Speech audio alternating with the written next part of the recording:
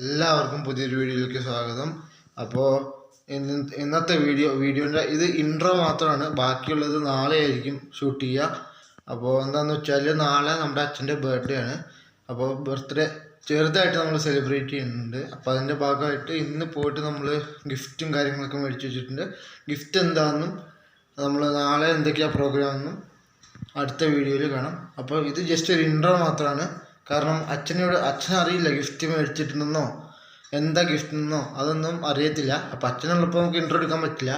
അതുകൊണ്ട് തന്നെ ഇപ്പോൾ ഇവിടെ വീട്ടിൽ ആരുമില്ല, ഞാൻ മാത്രമേ ഉള്ളൂ. അപ്പോൾ ബാക്കി നമുക്ക് നാളെ.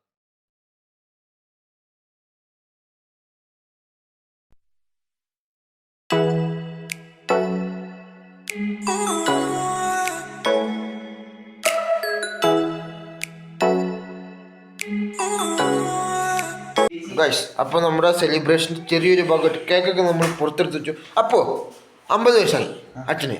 എന്താ പറയാനുള്ളത്?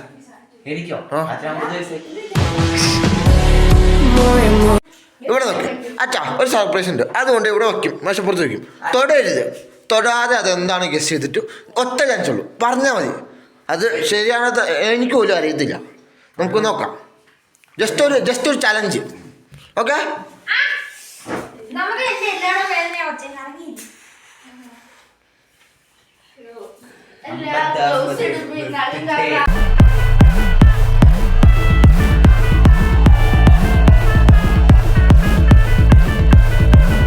ഒരു സൽപുത്രൻ പിറന്നട പണ്ട്, മഹാധ്യായം തുടക്കമായെന്ന്.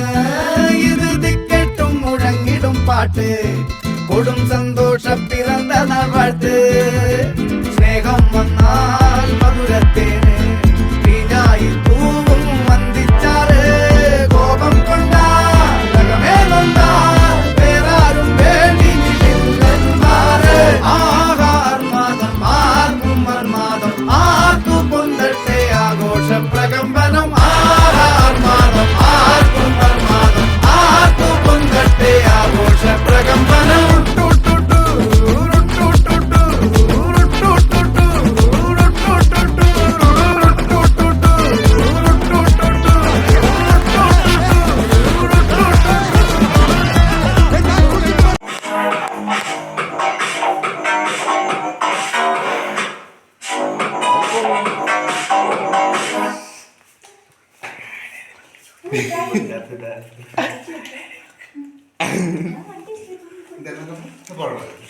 അല്ലല്ല, ഓക്കെ സമയം.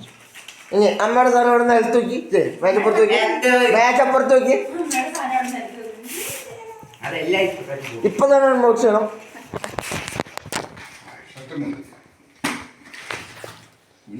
അത് താഴേക്ക് അതെന്താ? ഗസ്സി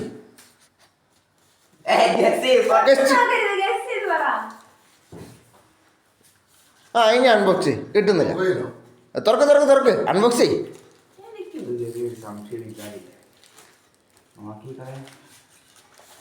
മൊബൈലിന്റെ ബോക്സ് പോലെ ഉണ്ട് കണ്ടിട്ട്.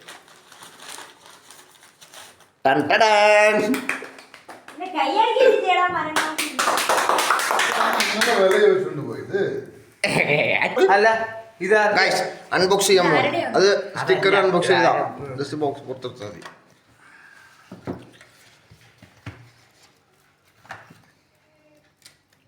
ഇഷ്ടപ്പെട്ടോ? പിന്നെ ഉറപ്പല്ലേ? അത് പറയും.